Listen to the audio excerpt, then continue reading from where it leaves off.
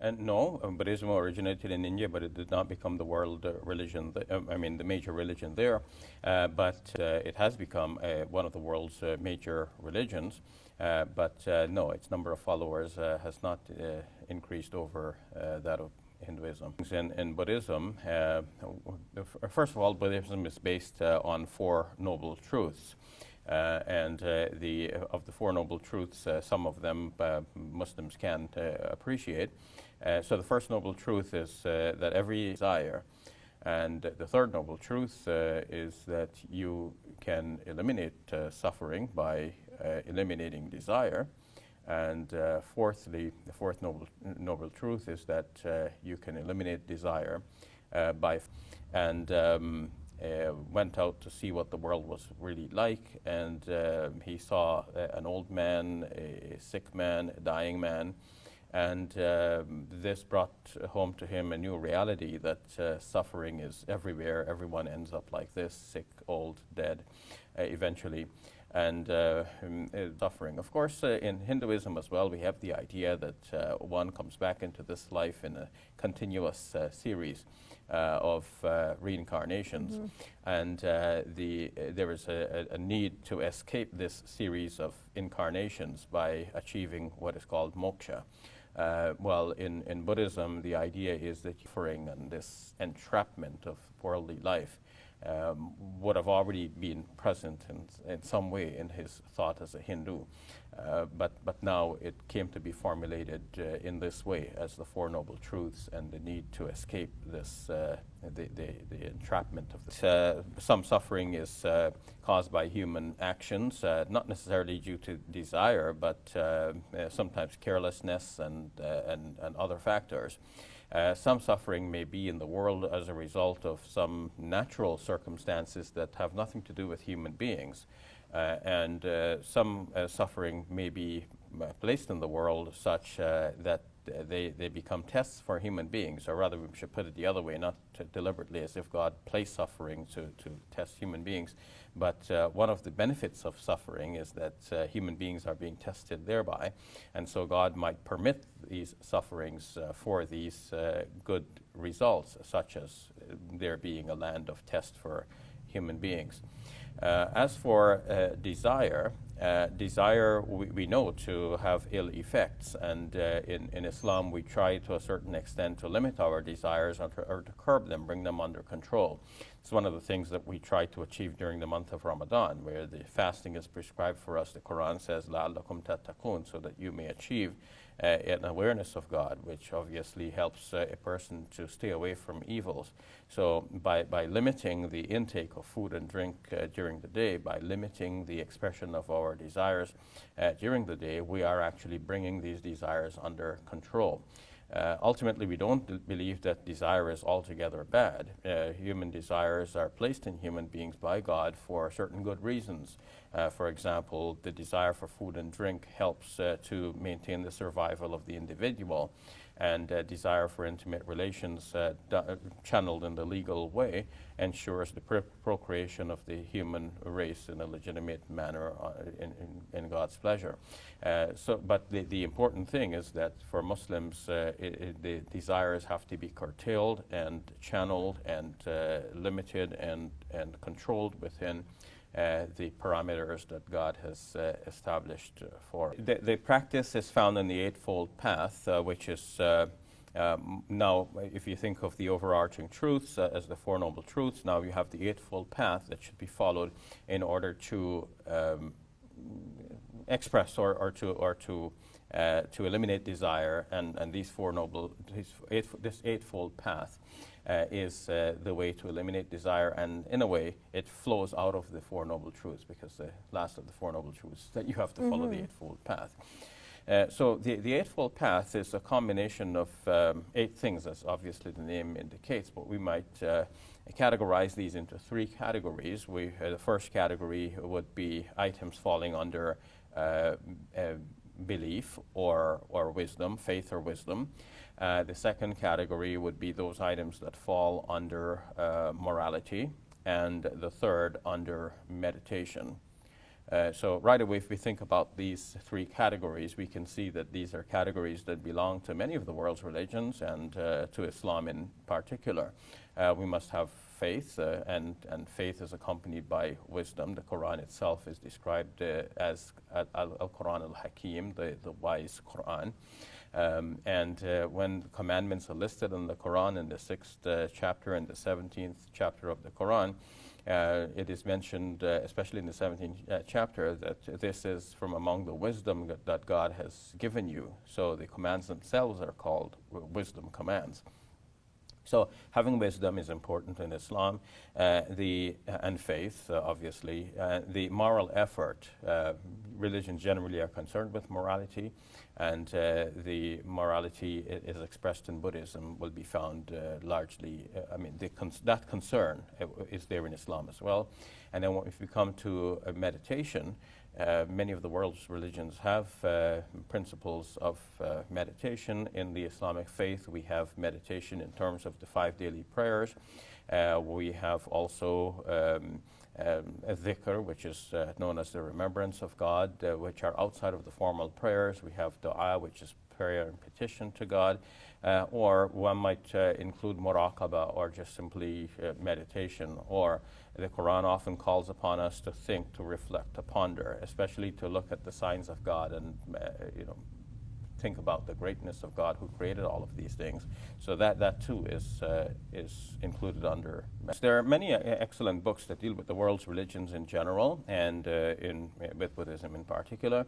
For example, Jeffrey Parinder's book entitled "The World's Religions from Ancient History to the Present," and there, in addition to the three categories of the Eightfold Path, we can find a listing of the details of each one of the 8 items.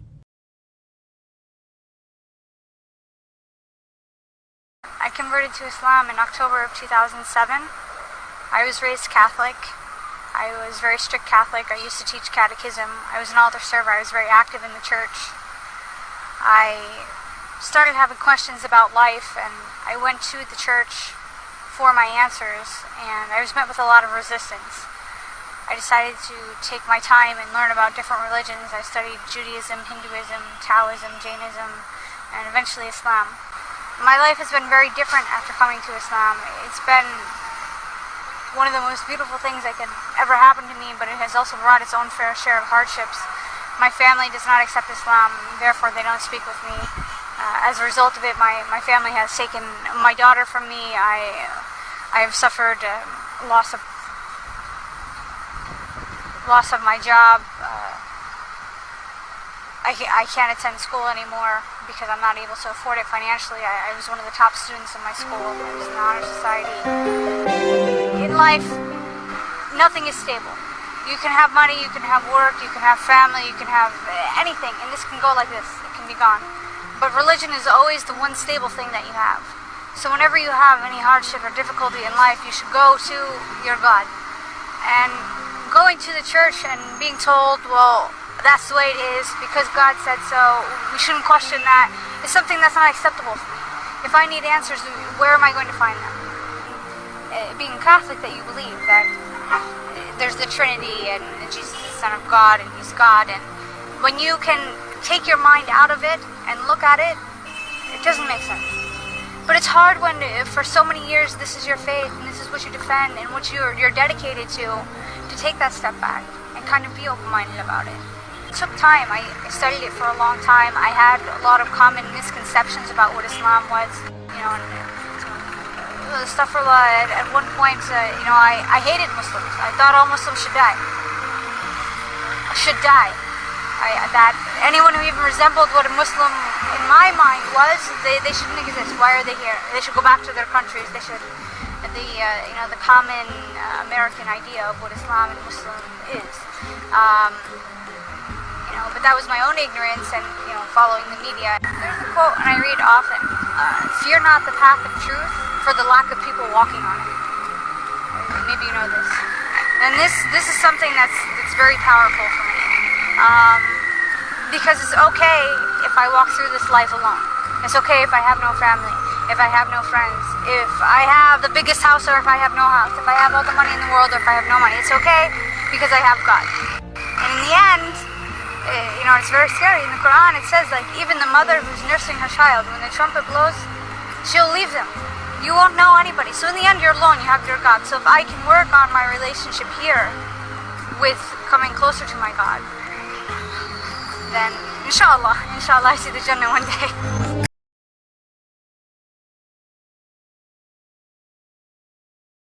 I'm Gauri Maheshwari, and I'm Hindu. I define religion as the study of the spirit and of how everything came to be. Hinduism is a monotheistic religion. It believes in one God that is all-pervasive, both immanent and transcendent. We believe in karma, which is the universal law of cause and effect.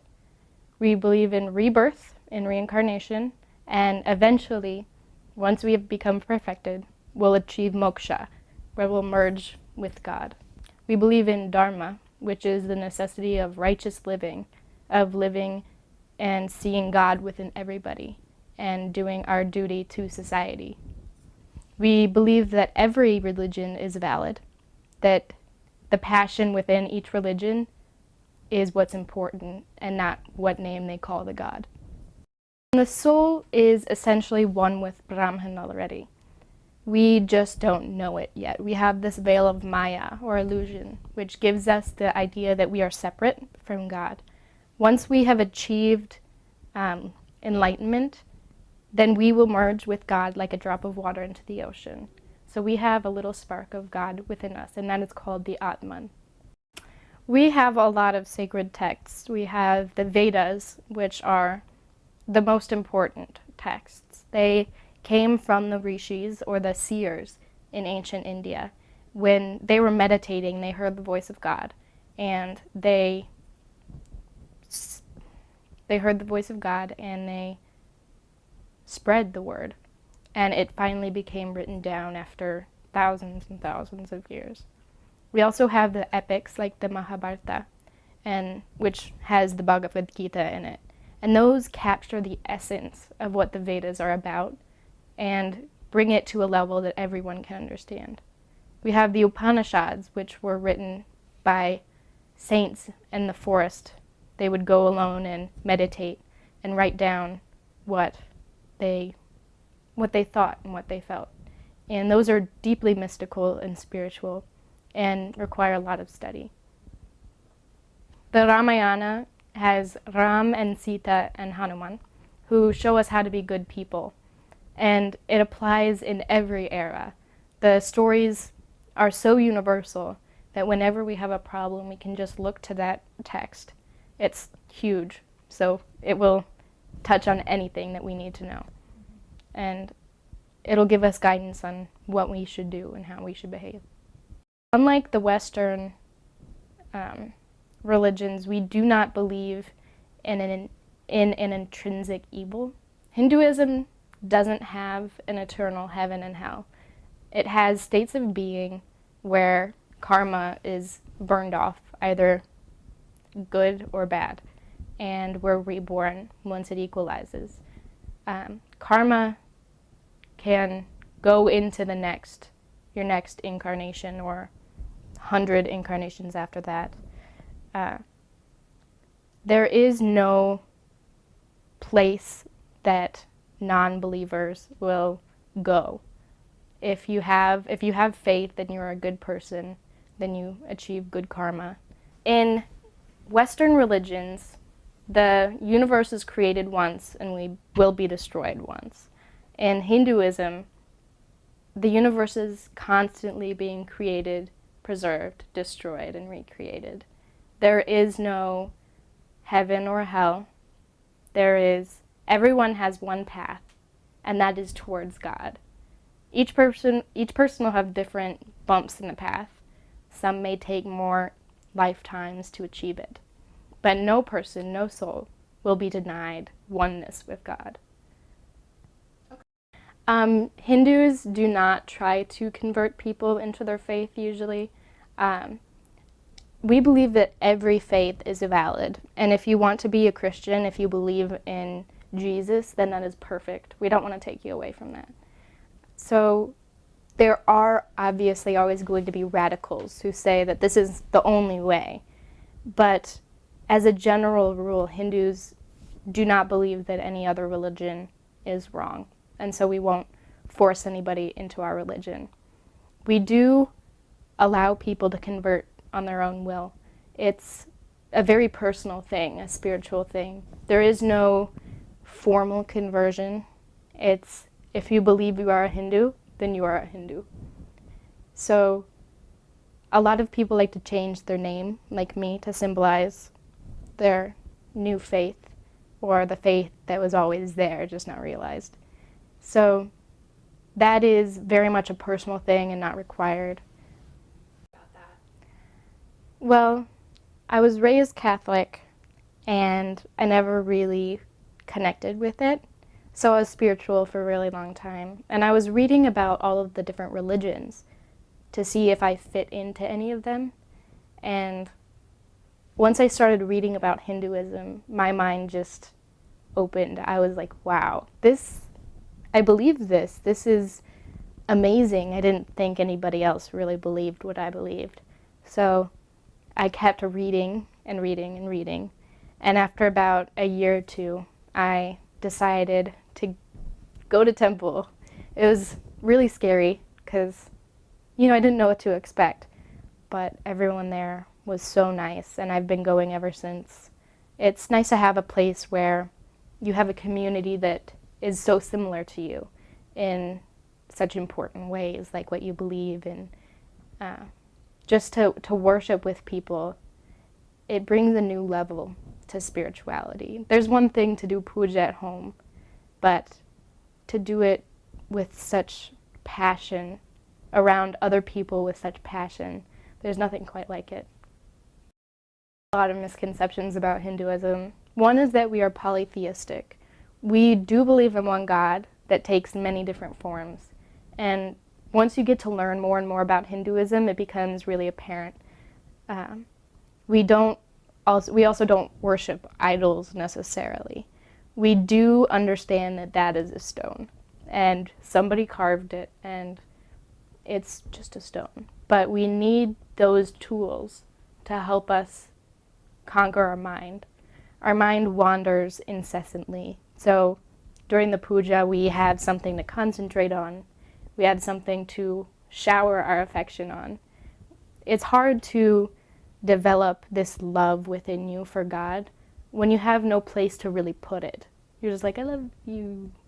So we do that, and also the bells ringing helps focus us and clear our mind.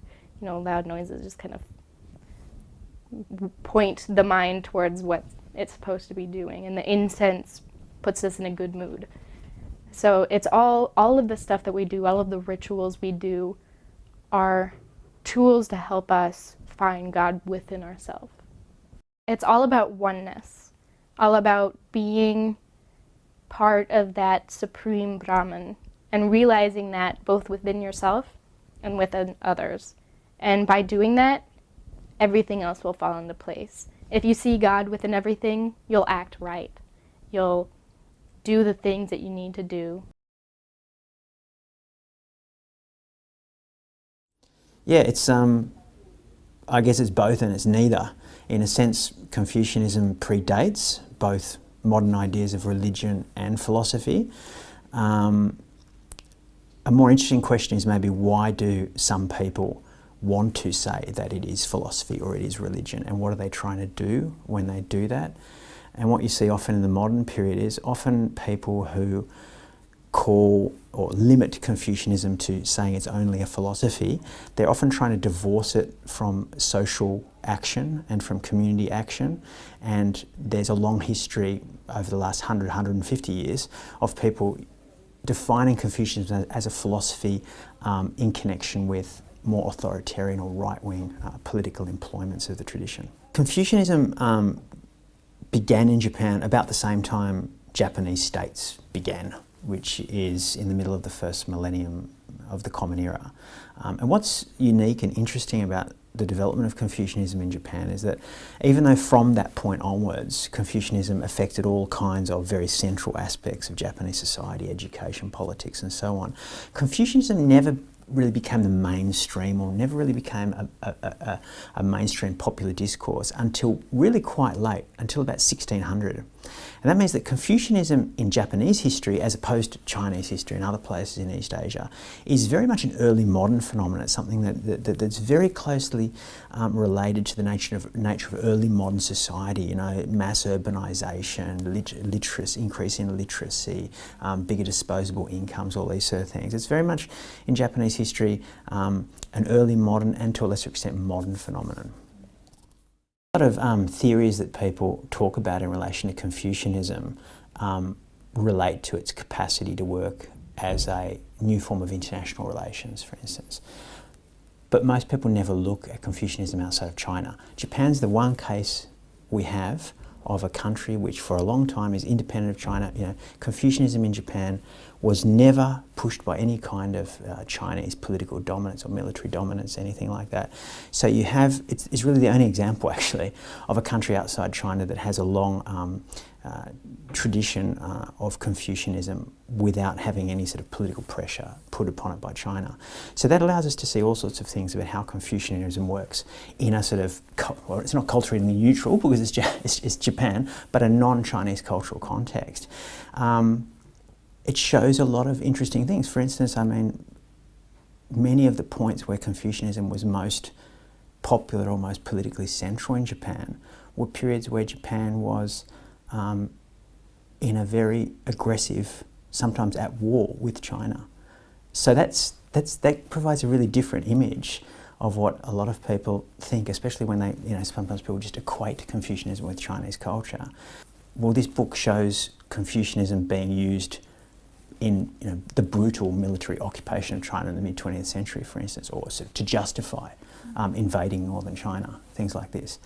So it problematizes and makes maybe more complex the more global history of Confucianism. Well, on the one hand, Confucianism has been an influence on really basic things in Japanese society for, you know, over 1,000 years. So things like the nature of Japanese literacy, the way people bury their dead, the basic words used in political culture, the words we use today in Japanese to say a minister of state or the prime minister, all these things contain Confucian vocabulary, have Confucian influence within them. So in this sense, just a lot of basic day-to-day things that people take for granted. If you look beneath the surface, there's Confucian influence under there, or they're articulating Confucian terms. But on the other hand, in a sense you could say actually Japan since 1945 is a Confucianism-free zone in the sense that people don't identify with Confucianism. If you say the word to them, they don't have a particularly positive image about it. It's not something that anybody would think is relevant at all to Japan today. So these are sort of two contradictory elements which I think make the place of Confucianism in Japan today very interesting, and as what I call in one of the chapters of the book, Confucianism as taboo. In Confucianism, globally or in terms of East Asian culture, or also if they're interested in the rise of China